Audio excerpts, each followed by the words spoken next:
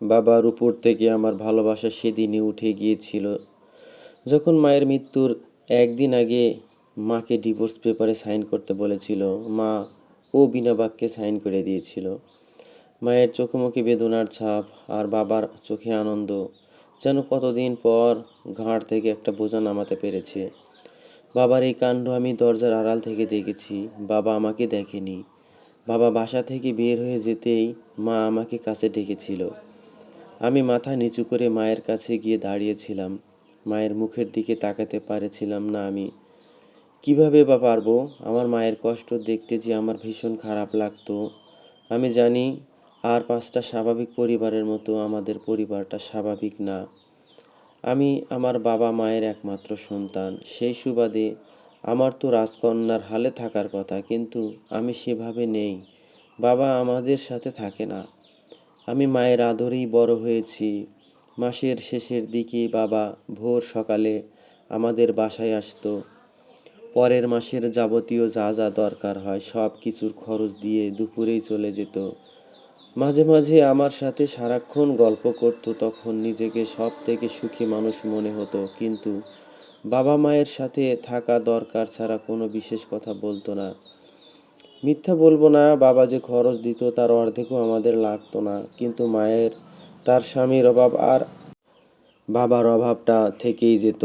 আমি জানি আমরা আলাদা রকম পরিবার। কেউ আমাকে কিছু বলেনি, বাবাও না, মাও না, কেউ বলেনি। কিন্তু আমি জানি বাবার আর একটা সংসার আছে, আরও একটা পরিবার আছে যাদের সাথে বাবা থাকে। আমার মাঝে মাঝে বাবাকে প্রশ্ন করতে ইচ্ছে হয়, বাবা, আমার কি আরও ভাই বোন আছে? তারা কেমন? তারা কি তোমাকে ভালোবাসে? তুমি কি তাদের ভালোবাসো? কিন্তু আমি পারি না, চাইলেও পারি না। কেন যে পারি না? হয়তো আমাদের আমাদের মাঝে চিরাচরিত বাবা সম্পর্ক নেই তাই বলে।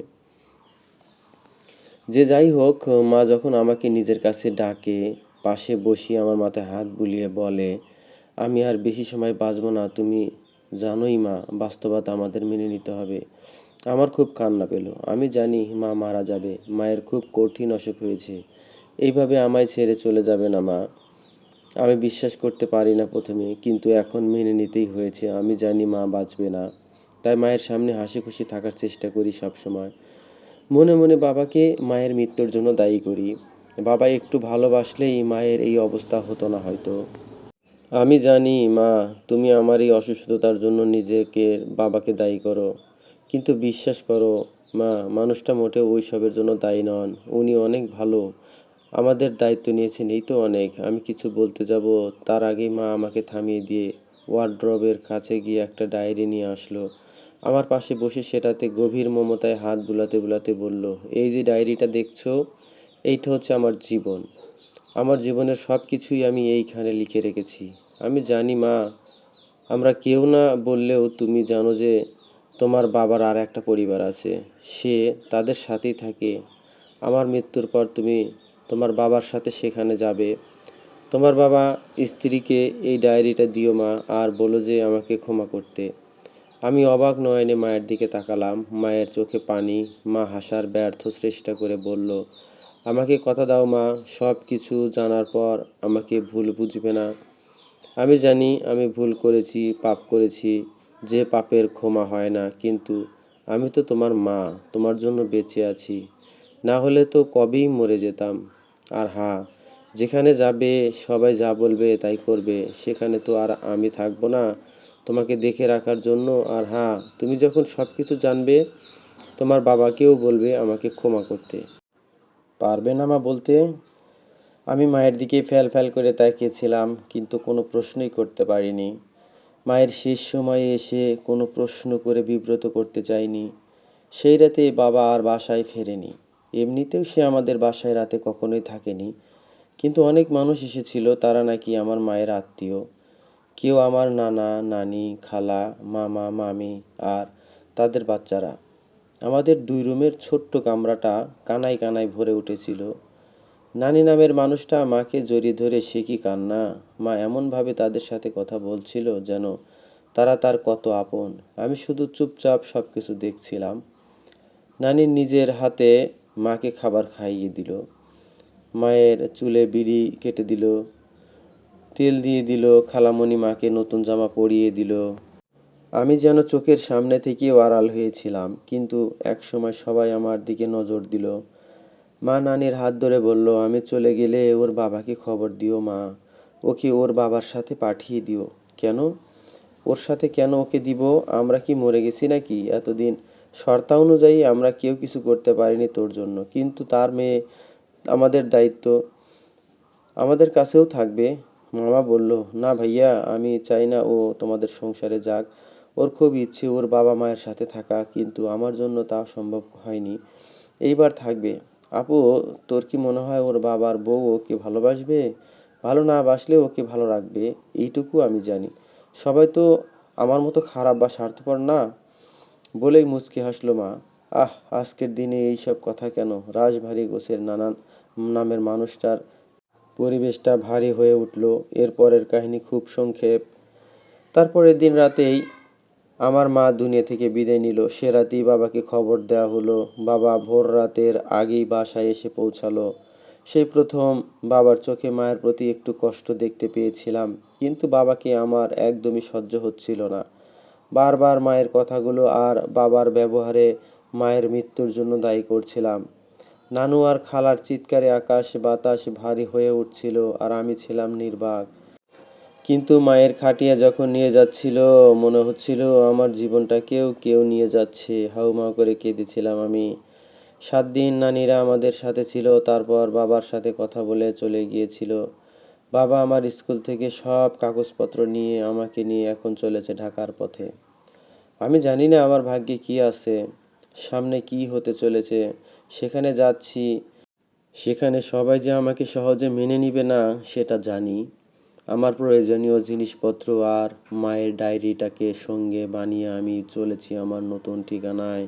পেছনে ফেলে আমার মা আর আমার মায়ের স্মৃতিগুলোকে। একটা বিকট শব্দ করে বাসটা ব্রেক কষলে আমি বাসের সামনের দিকে ঝুঁকে পড়তে গিয়েও থেমে গেলাম। দেখলাম একটা শক্ত হাত আমাকে আষ্টে পিষ্টে জড়িয়ে আছে। মানুষটা আমার বাবা। কয়েক মুহূর্ত লাগলো আমি কোথায় আছি সেটা বুঝতে। দ্রুতই মস্তিষ্ক সচল হলো, মনে পড়লো আমি কোথায়। হ্যাঁ, আমি আমার বাবার সাথে আমার নতুন পরিবারে যাচ্ছি। তার মানে মা আমার কাছে নেই, মা আর বেঁচে নেই। মায়ের মৃত্যুটা আমি এখনো মেনে নিতে পারিনি। প্রতিদিন সকালে ঘুম থেকে উঠে মনে হয় মা আমার কাছেই আছে, ডাকলেই চলে আসবে, কিন্তু আসেনি। এই কয়েকদিন ঘুম ভাঙলো হয়তো খালামণি, না হয় নানি এসেছে, কিন্তু এখন কি আসবে? বাবা আসবে, নাকি অন্য কেউ, নাকি আসলে কেউ আসবে, নাকি কেউই আসবে না? ব্যথা পেয়েছো মা? কোথাও লাগেনি তো? ভয় পেয়েছো? বাবার প্রশ্নে বাস্তবে ফিরে এলাম আমি। মা, বাবা আমাকে এইভাবে মা বলে ডাকবে আমার কল্পনার অতীত ছিল বিষয়টা। ভেতর থেকে কেউ যেন কান্নার একটা কল খুলে দিল। এতটুকু আদরেই আমার ভীষণ কান্না পেতে থাকলো। আমি বুঝতে পারলাম না আমি কষ্টে কান্না করছি নাকি সুখে। আমি মাথা নাড়িয়ে না বললাম। বাবা সহ আরও কয়েকজন মানুষ ড্রাইভারের সাথে কথা বলল। বাবা ফিরে এসে আমাকে বলল, আমাদের নামতে হবে মা, বাস একটু খারাপ হয়েছে, সামনেই গ্যারেজ আছে, কিছুক্ষণ পরেই কিছু লোক আসবে, ওরা ঘন্টাখানেকের মাঝে ঠিক করে নিবে। বাসের ভেতরে বসে থাকতে আমার ভালো লাগে না, দম বন্ধ লাগে। চলো বাইরে যাই, 5 মিনিট হাঁটলেই একটা ধাবার মতো কিছু একটা পাবো। বের হও মা। আমি মন্ত্রমুগ্ধের মতো করে বাবার পিছন গেলাম। বাসের লাইটের মৃদু আলোয় হাত ঘড়িতে দেখলাম রাত 4টার কাছাকাছি। তার মানে ভোর হতে খুব দেরি নেই। আমাদের সাথে আরও কিছু মানুষ যাচ্ছিল। বাবা সবার সাথেই কথা বলতে বলতে হাঁটছিল। একজন লোক আমার দিকে তাকিয়ে বাবাকে প্রশ্ন করে, ভাই, ও কি আপনার মেয়ে? বাবাও হেসে জবাব দেয়, হ্যাঁ, ও আমার মেয়ে। আমি দেখে বুঝেছিলাম বাবা মেয়ের চেহারা তো একেবারেই একই রকম, একেবারে কার্বন কপি একজন আরেকজনের। যে কেউ দেখেই বলে দিবে যে ও আপনারই মেয়ে। আমি একটু মুচকি হাসলাম। আসলেই বাবা আর আমার চেহারায় অনেক মিল। মা বলতো আমার হাসিটাও নাকি বাবার মতো, এমনকি নাকটাও। মা মাঝে মাঝে অভিমান করে বলতো, তোকে পেটে ধরেছি আমি, পুরো প্রেগনেন্সির সময় আমি তোর আর আমার খেয়াল রেখেছি, আর তুই হয়েছিস তোর বাপের মতো। এইটা কি ঠিক কাজ করেছিস তুই মা? বলতো আমাকে। মায়ের কথাগুলো শুনে আমি খিলখিল করে হাসতাম। আমার সময় কাটতোই মায়ের সাথে, তাই মায়ের সাথেই বন্ধুত্ব ছিল। কিন্তু এখন সবই স্মৃতি। শত খুঁজলেও মাকে আর ফিরে পাবো না। পাবো শুধু স্মৃতিগুলোকে, কিন্তু স্মৃতিগুলো যে দগদগে ঘা। আর বাবার প্রতি তীব্র ঘৃণা কিংবা অভিমান। মাঝে মাঝে মনে হয় বাবার প্রতি অনুভূতিটুকুও ঘৃণা। আবার মায়ের কথাগুলো মনে পড়লে মনে হয় অভিমান। কিছুক্ষণ পরেই আমরা রেস্টুরেন্টে বসে খাওয়া শুরু করলাম। কোনোদিন ভাবিনি বাবার সাথে এইভাবে বাইরে এসে খেতে পারবো। স্কুলে বান্ধবীদের দেখতাম, ওদের বাবারা এসে মেয়েদের নিয়ে যেত। ছুটির দিনে বাবার সাথে ঘুরতে যেত, বছরের শেষে বিভিন্ন জায়গায় বেড়াতে যেত। আমাকে এসে ছবি দেখাতো, কত কি করেছে সেই সবের গল্প বলতো। একবার এক বান্ধবী সিলেট থেকে ফিরে এসে বলেছিল ও নাকি পাহাড় দেখেছে।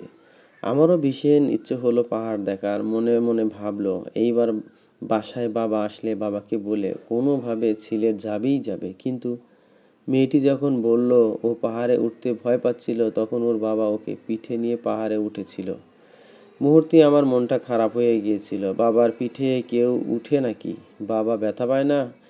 মেয়েটি তখন একা একাই বলছিল, জানিস আমার বাবা আমাকে কত ভালোবাসে।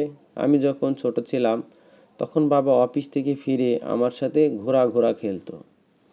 আমি অবাক হয়ে জিজ্ঞেস করেছিলাম, ঘোড়া ঘোড়া কি খেলা? বিস্ময়ে চোখ বড় বড় করে মেয়েটি আমাকে উত্তর দিয়েছিল, তুই তাও জানিস না? বাবা হামাগুড়ি দিত আর আমি বাবার পিঠে উঠে বলতাম, ঘোড়া এইদিকে যাও, ওই দিকে যাও। তুই ক্লাস 4-এ পড়িস, তাও ঘোড়া ঘোড়া খেলা জানিস না? বলেই খিলখিল করে হেসে উঠেছিল মেয়েটি। বাবা আমাকে আইসক্রিম কিনে দাও না, ও বাবা আইসক্রিম কিনে দাও। একটা বাচ্চার চিৎকারে বাস্তবে ফিরে আসি আমি। বাচ্চাটার দিকে তাকিয়ে ভাবলাম, আমি কখনো আবদার করার সুযোগও পাইনি বাবার কাছে। আবার তো ঘোড়া ঘোড়া খেলা। সবাই কি আর আমার বান্ধবীর মতো ভাগ্যবতী হয়? একটা কাপলকে দেখলাম, ছোট্ট একটা বাচ্চা মেয়েও আছে তাদের সাথে। বাচ্চাটা মাকে মুখে তুলে খাবার খাওয়ানোর ব্যর্থ চেষ্টা করছে। বাবাটা কিছুক্ষণ পরে নিজের মুখটাকে জোকারের মতো করছে, তাতে বাচ্চাটা খিলখিল করে হাসছে। আর সেই সুযোগে মা বাচ্চাটাকে খাওয়াচ্ছে। আমার অস্থির লাগতে শুরু করলো। আমি যেন অন্য এক জগতে এসে পড়েছি। এইখানে সব কিছু আমার জগতের বিপরীত। আমার নিঃশ্বাসও নিতে যেন কষ্ট হচ্ছিল। একটা বাচ্চা মেয়েকে মা মুখে তুলে খাবার খাইয়ে দিয়েছে। আমার হঠাৎ করেই মায়ের কথা মনে পড়ে গেল। আমার মাও আমাকে এইভাবে খাইয়ে দিত। আমায় ভালোবাসার জন্য কেউ ছিল না বলেই হয়তো মা আমাকে এত ভালোবাসতো। আমাকে কোনো কাজই করতে দিত না, আমার সব কিছু মুখের সামনে এনে রাখতো। রান্না করা ভাত আর গ্লাস ভর্তি পানি সবসময় পেয়েছি আমি, এতটাই আদরে ছিলাম আমি। কিন্তু যখন মা অসুস্থ হয়ে পড়ল, আমাকে মা নিজেই হাতে করে সব কাজ শিখিয়েছে। এখন সবই পারি আমি। হয়তো মা জানতো এইরকম দিন আসবে কোনো দিন, তাই হয়তো তার আগাম প্রস্তুতি নিয়েছিল। কিন্তু আজকের এই খাবারটা আমার নিজের হাতে খেতে ইচ্ছে করছে না। একবার ইচ্ছে হলো বাবাকে বলি, বাবা আমাকে একটু খাবারটা খাইয়ে দিবে। কিন্তু বলতে পারলাম না। জড়তা কিংবা ভয়, দুটোর একটা কিংবা দুটোই হয়তো কাজ করছিল মনের মধ্যে। আর তাছাড়া 16 বছরের মেয়েকে কেউ কেন খাইয়ে দিবে? যেখানে আমি সামনের বছরই এসএসসি দিব, এখন কি আমার আবদার করা মানায়? যেখানে আবার আমার মা এই দুনিয়াতেই নেই। আমার হঠাৎ কি হলো জানি না। আমি কোনো কিছু না ভেবেই দৃঢ় গলায় বাবাকে জিজ্ঞেস করলাম, বাবা আমাদের সাথে তুমি থাকতে না কেন? অন্য 10টা পরিবারের মতো আমরা কেন একসাথে থাকতাম না? আমাদের কি এমন দোষ ছিল যে তুমি আলাদা থাকতে? আমার আর আমার মায়ের সাথে কেন এমন অবিচার করছো? আমার করা এহেন প্রশ্নে বাবা হঠাৎ থতমত খেয়ে গেল। কিন্তু পরক্ষণেই নিজেকে সামলে নিয়ে বলল, অবিচার করেছি তোমাদের সাথে। কিভাবে অবিচার করলাম বলো আমাকে? বাবার এইরকম জবাবে আমি থতমত খেয়ে গেলাম। আমতা আমতা করে বললাম, তাহলে তুমি শুধু কেন তোমার আরেকটা পরিবার নিয়েছিলে? কেন আমার মাকে সময় দাওনি? পরিবার? তোমার মা আমার পরিবার ছিল। তোমার মা কি তোমাকে এই 16 বছরে তোমাকে কিছুই বলেনি? আমি কিছু না বলে মাথা নিচু করে রইলাম। বাবা আমার আবার বলতে শুরু করলো, আগুন চিনো মায়া? আগুন যা সব কিছুকে পুড়িয়ে ছাই করে দেয়। তোমার মা আমাকে সেই আগুনে ঠেলে ফেলে দিয়েছে। 17 বছর ধরে আমি সেই আগুনে জ্বলছি। তোমার মায়ের করা একটা ভুল আমাকে সারা জীবন জ্বালাচ্ছে। প্রতি মুহূর্তে আমার মনে হয় আমার জীবনটা এই বুঝি শেষ হয়ে গেল। 17 বছর ধরে আমি জ্বলছি আর এখন আমার পরিবার জ্বলবে। আমার পরিবারটা ধ্বংস হয়ে যাবে হয়তো, বুঝলে তুমি? আমি মুহূর্তেই মিইয়ে গেলাম। কি এমন করেছিল আমার মা, যার দাম তাকে সারা জীবন ধরে দিতে হলো? নিজেকে বোঝালাম আমাকে জানতে হবে সব কিছু। আমাকে টিকে থাকতে হবে, সামনে যাই হোক না কেন। আমাকে সক্ষম থাকতে হবে। বাবার দিকে তাকিয়ে বললাম, আমার মা মারা গেছে 7 দিন আগে। প্লিজ একজন মৃত মানুষকে নিয়ে খারাপ কথা বলো না। বলে মাথা নিচু করে রাখলাম। বাবাও আর কিছু না বলে চুপচাপ খেতে বসলো। বাছে উঠে আবারও চুপচাপ বসে রইলাম, জানি না কি হবে সামনে। জোরে একটা নিঃশ্বাস নিয়ে সকালের বাতাসটা উপভোগ করলাম। আর ভাবলাম, ইস, মা যদি এখন আমাদের সাথে থাকতো। মানুষ কল্পনাতেই সুখী। আমিও না হয় হলাম। মায়ের গায়ের ওমটা যদি এখন পেতাম। আমার মনে হলো মা আমাদের সাথেই আছে। আমরা 3 জন। হ্যাঁ, আমাদের পরিবার। বাবা পরম যত্নে মায়ের খোলা চুলগুলো কপাল থেকে সরিয়ে দিচ্ছে। আমি তাদের ভালোবাসার এই মুহূর্তটা ক্যামেরাবন্দি করছি। ইস, খুব বেশি কি ক্ষতি হতো যদি এমনটা হতো? সৃষ্টিকর্তা কি এমনটা করতে পারতেন না? একটা দীর্ঘ শ্বাস বের হয়ে আসে। মায়ার বুক গেস্ট রুমের পর্দার এক অংশ ধরে দাঁড়িয়ে আছি আমি। এই রুম থেকে সরাসরি ড্রয়িং রুমটা দেখা যাচ্ছে। অনেক মানুষ সেখানে। একটা বাচ্চা শুকনো মুখে বসে আছে সোফার উপর। পা দুইটাও সোফার উপরেই রেখেছে। মুরব্বির মতো একটা মানুষ চিৎকার চেঁচামেচি করছে। কেউ একজন কুলাঙ্গার বলে সম্বোধন করছে। তার পাশে ফর্সা করে মোটা মতো একটা মহিলা বসে আছে। তার মুখ খুব রাগান্বিত। থেকে থেকে সেও মুরব্বির মতো মহিলার সাথে রাগারাগিতে যোগ দিচ্ছে। আর কিছুক্ষণ পর পর ফোন করে তাদেরকে যেন আসতে বলছে। আর একজন মধ্যবয়সী মহিলা, বয়স হয়তো 40-এর কাছাকাছি হবে, সে নির্বিকার ভঙ্গিতে বসে আছে। কিন্তু একটু আগেই আকাশ বাতাস এক করে গগনবিদারী চিৎকার করে পরিবেশটা ভারী করে তুলেছিল। কিছুক্ষণ পরপরই জ্ঞান হারাচ্ছিল আর অনবরত বলছিল, আমাকে ঠকালে কেন? আমি তো সব কিছু ছেড়ে ছুড়ে তোমার কাছে এসেছিলাম। আমাকে কেন ঠকালে? সোফায় বসে থাকা বাচ্চাটা মাঝে মাঝে মা মা বলে মহিলার মাথায় হাত বুলিয়ে দিচ্ছে। কখনো এসে জড়িয়ে ধরছে। আবার একজন আছে, আমি তাকে দেখতে পাচ্ছি না। সে আমার আসার কিছুক্ষণ পরেই অপর পাশের একটা রুমে গিয়ে দরজা বন্ধ করে দিয়েছে। কে না বললেও আমি বুঝতে পেরেছি এই মেয়েটি ওর বোন। কারণ এই মেয়েটিও দেখতে প্রায় তার মতো। বলতে গেলে মেয়েটিও তার বাবার মতোই হয়েছে। কিন্তু বাচ্চা ছেলেটি হয়েছে তার মায়ের মতো। মেয়েটির বয়স 12 কি 13 হবে হয়তো। ছেলেটির হয়তো বা 10 বা 11। আর ওদের মায়ের বয়সও কম, আমার মায়ের চাইতেও কম। আমার হঠাৎ মনে হলো আমার মা হয়তোবা বাবার প্রথম স্ত্রী আর এই মহিলার দ্বিতীয়। কারণ এর বয়সও কম, আবার এই বাচ্চাদের বয়সও কম। আমি এদের চাইতে অনেক বড়। কিন্তু যদি এই মহিলা বাবার দ্বিতীয় স্ত্রী হয়, তবে এরা এত কান্নাকাটি করছে কেন? এরা কি বাবার আগের পরিবার সম্পর্কে কিছুই জানতো না? ইস, বাবাটাই বা কোথায় গেল? আমাকে এই বাসায় এনে সবার উদ্দেশ্যে কোনো ভনিতা ছাড়াই বলল, ও মায়া, আমার বড় মেয়ে সাবিহা সাব্বির ও তোমাদের বড় বোন। আজ থেকে ও তোমাদের সাথেই থাকবে। আর সাগরীকে, আমি জানি তোমাদের সবার মনেই অনেক প্রশ্ন রয়েছে, কিন্তু আমি এখন কোনো কিছুর জবাব দেওয়ার জন্য প্রস্তুত নই। তোমরা ধীরে ধীরে সবই জানতে পারবে। কথাগুলো একদমে বলেই বাবা আমার হাত ধরে এই ছোট্ট গেস্ট রুমটায় এনে বলল, তুমি আজ থেকে এইখানেই থাকবে। বাসায় রুম 4টা। সরি, তোমাকে একটু ম্যানেজ করে নিতে হবে। বাকি 3টা রুম সবার দখলে। আশা করি তোমার কোনো সমস্যা হবে না। আমি বের হচ্ছি, রাতে ফিরবো। ততক্ষণ সাবধানে থেকো। আমি কোনো কিছু বলার আগেই বাবা রুম থেকে বের হয়ে গেছে। ড্রয়িং রুমে উপস্থিত সবাইকে উপেক্ষা করে সে বের হয়ে গেছে। কারো প্রশ্নের কোনো জবাব সে দেয়নি। আমি আরও একবার ড্রয়িং রুমের দিকে তাকালাম। মোটা মতো মহিলাটি আবারও কাকে যেন ফোন করছে। তাকে বেশ বিরক্ত দেখাচ্ছে। মুরব্বি টাইপ মানুষটার জন্য যে সে এইখানে এখনো আছে, সেটা তার মুখ দেখেই বোঝা যাচ্ছে। আমি দরজার সামনে থেকে সরে এসে আমার রুমটার দিকে নজর দিলাম। 2জন মানুষ থাকার মতো ছোট্ট একটা খাট, একটা পড়ার টেবিল, একটা ওয়ারড্রব, একটা ড্রেসিং টেবিল আর একটা আলনাও আছে। রুমটার সাথে এক্সট্রা একটা ওয়াশরুমও আছে। সবই ঠিক আছে, কিন্তু রুমটায় জানালা মাত্র একটা। আমার মনটা খারাপ হয়ে গেল। আগে যেখানে থাকতাম সেখানটা ছিল মফস্বল শহর। অত বড় বড় বিল্ডিং ছিল না। আমাদের বাসাটা 2 রুমের হলেও অনেক আলো বাতাস ছিল। চারপাশে গাছপালা ছিল, কিন্তু এই ঢাকা শহরে এসে তার দম বন্ধ লাগছে। আলো আছে যথেষ্ট, কিন্তু গাছপালা নেই। কি জানি এই ফ্ল্যাটে কত তলায়। হ্যাঁ, মনে পড়েছে বাবার সাথে যখন লিফটে আসলাম তখন বাবা 12তে প্রেস করেছিল। তার মানে এইটা 13 তলা। ভাবা যায়? পাহাড়ের চাইতেও উঁচু হয়তো। আমি জানালার কাছে গিয়ে নিচে তাকালাম। নিচে চোখ পড়তেই মাথাটা চক্কর দিয়ে উঠল। এত উপরে আমি তো আগে কখনোই উঠিনি। যাক বাবা, পাহাড়ে না নিয়ে গেলেও এইখানের এই এত উপরের বাসায় এসে পাহাড়ের স্বপ্ন পূরণ করেছে। হঠাৎ মনে হলো, বাবা কি তার পরিবারের সাথে ঘুরতে যায় কখনো? হ্যাঁ, যায়। এজন্যই তো ড্রয়িং রুমে তাদের সবার সমুদ্রের সামনে একটা ছবি দেখলাম। ইস, আমিও যদি সমুদ্র দেখতে পেতাম। আপু বাবা কি আমাদের আর ভালোবাসবে না? ছোট্ট ভাই সাব্বিরের কথায় ভ্রু কুঁচকে তাকিয়ে সাবিহা প্রশ্ন করে, বাবা যে তোকে ভালোবাসবে না, তোর এমন কেন মনে হচ্ছে? জানো, আমার বন্ধু জায়ান আছে না, ওর বাবাও আরেকটা বিয়ে করেছে।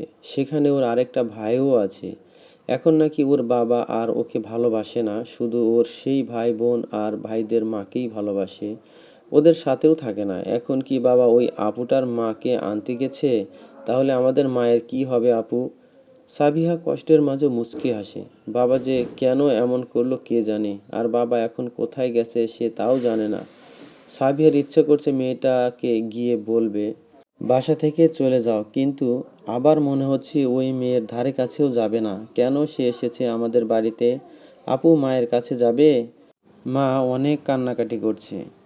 নানু মাকে সান্ত্বনা দিচ্ছে, আবার বকাঝকাও করছে, আবার বাবাকেও বলছে কুলাঙ্গার। আপু কুলাঙ্গার কি? সাবিহার মেজাজ মুহূর্তে খারাপ হয়ে গেল। এই জন্য এই নানুকে ভালো লাগে না তার। কথায় কথায় বাবাকে ছোট করার চেষ্টা করে। আর এখন তো বাবাকে আর ছেড়ে কথা বলবে না মোটেই। বাবা যাই করুক না কেন, বাবাকে বাজে কথা বলার অধিকার নেই ওনার। সাবিহার অনেক ইচ্ছে ছিল ওর একটা বোন থাকবে, বড় কিংবা ছোট। একটা হলেই হতো। সাব্বিরের জন্মের সময় সে খুব করে চাইতো হাসপাতাল থেকে মা যেন একটা বোন নিয়ে আসে। কিন্তু মা ভাই এনেছিল বলে সে ভীষণ রাগ করেছিল। একসময় সাব্বিরের প্রতি মায়া জন্মালেও একটা বোনের ইচ্ছে সবসময় ছিল তার। বাবা আজ তাকে সত্যি সত্যি একটা বোন এনে দিয়েছে, প্রায় তারই মতো দেখতে। কিন্তু আফসোস, সে এমন কোনো বোন চায়নি যে বোনের মা তার নিজের মা নয়। হলো তো হলো। আমি বলেছিলাম না, তুই এই ছেলের সাথে থাকলে জীবনেও সুখী হবি না? বলিনি তোকে? রাগে গজ গজ করতে নিজের মেয়েকে কথাগুলো বলে মরিয়ম খানম। সে সাবিয়া আর সাব্বিরের নানু। সে একা একাই মেয়ের সাথে বকবক করছে, কিন্তু মেয়ে তার কথার কোনো জবাব দিচ্ছে না। মেয়ের দিকে একবার আর চোখে তাকালো সে। 3 মেয়ের মধ্যে সবচেয়ে শান্ত স্বভাবের মেয়ে এই মেয়েটাই। কিন্তু কে জানতো মেয়ে প্রেমে পড়বে এক বেকার ছেলের উপর। অনার্স শেষ না করেই তার হাত ধরে বাড়ি ছেড়ে পালাবে, মান সম্মান ধুলোয় মিশিয়ে দিবে।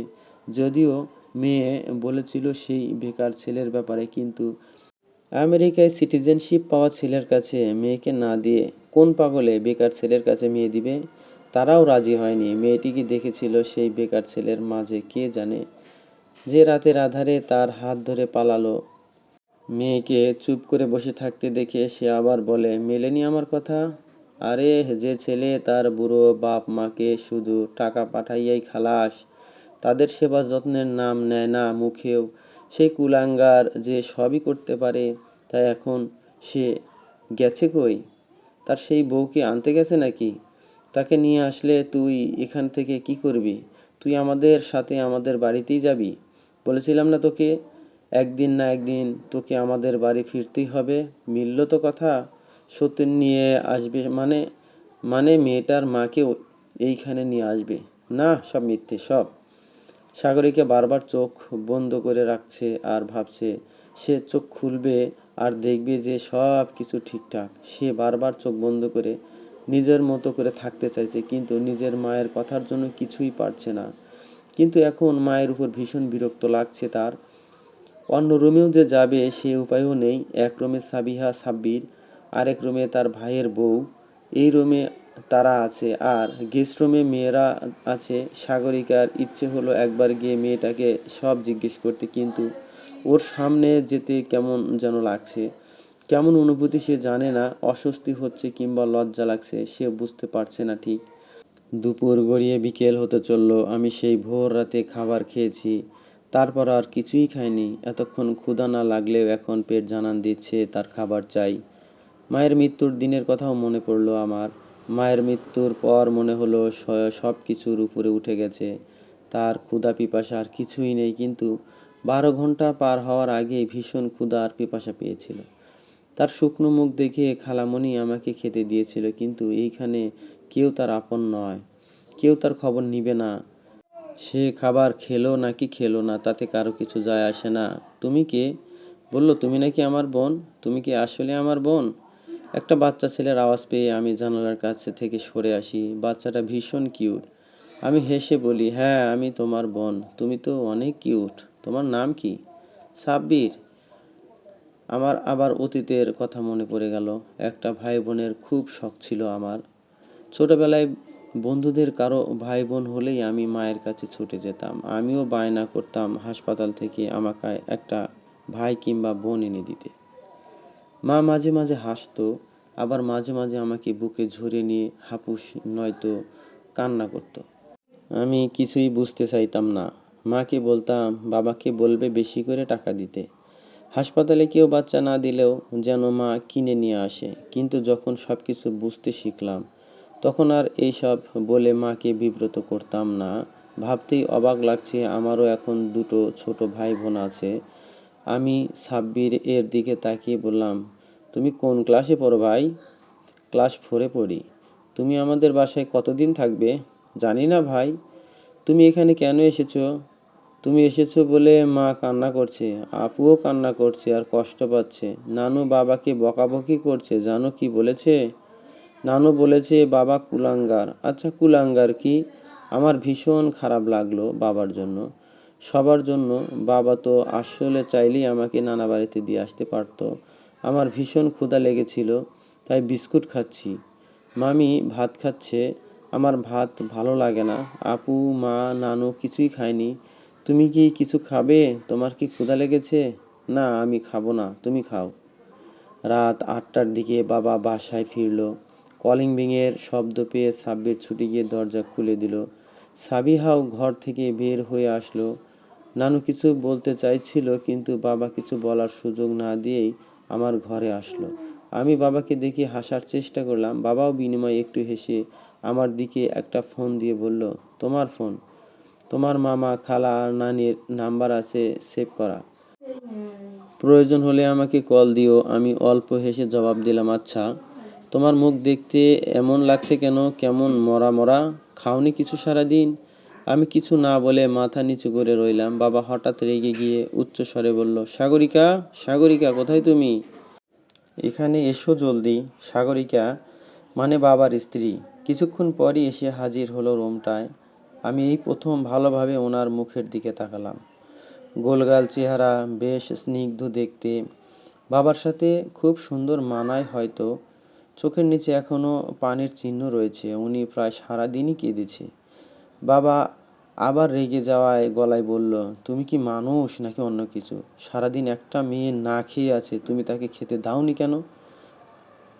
সেই ভোর সকালে সে হালকা কিছু খেয়েছে, আর এখন 8টা বাজে, এখনো কিছুই খায়নি। আমি মানছি ওকে মেনে নিতে তোমার সমস্যা হচ্ছে, তাই বলে একজন মানুষ হিসেবে কি তোমার ওনাকে খেতে দেওয়া উচিত ছিল না? বাবার কথা শুনে মহিলাটি অবাক হয়ে গেল, যেন বাবার কাছ থেকে এমন কিছু আশাই করেনি সে। কান্না চেপে রেখে বাবার চোখের দিকে তাকিয়ে বলল, ভোর সকাল খেয়েছে। আমি আর তোমার বাচ্চারা কখন খেয়েছে জানো তো? গতকাল রাতে।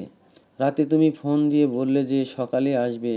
ছেলে মেয়ে দুটো না খেয়ে তোমার জন্য বসেছিল, আর তুমি এসে ওকে রেখেই চলে গেলে। বলে গেলে ও তোমার বড় মেয়ে। এরপর কি আর আমাদের গলা দিয়ে খাবার নামে? তোমার বাকি বাচ্চা দুটো কাল রাতে খেয়েছে, সারাদিনই না খাওয়া। আমরা কার কাছে কৈফিয়ত চাইব? বাবা কিছু না বলে মাথা নিচু করে দাঁড়িয়ে রইল। আবার বাবাকে এইরকম অসহায় অবস্থায় দেখতে মোটেই ভালো লাগছে না।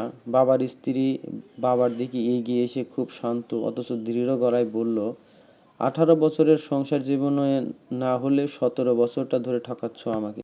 কেন? এর জবাব তো নিশ্চয় তোমার কাছে আছে। বলো তো আমাকে, কি ছিল আমার মাঝে যার কারণে তুমি অন্য নারীতে মত্ত হয়েছিলে? 18 বছর।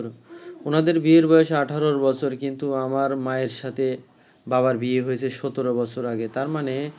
তার মানে আমার মাই বাবার দ্বিতীয় স্ত্রী। আমার মাথা কাজ করছিল না, চোখ ঘোলা হয়ে আসছিল, মাথা অসম্ভব রকম যন্ত্রণা করতে লাগলো।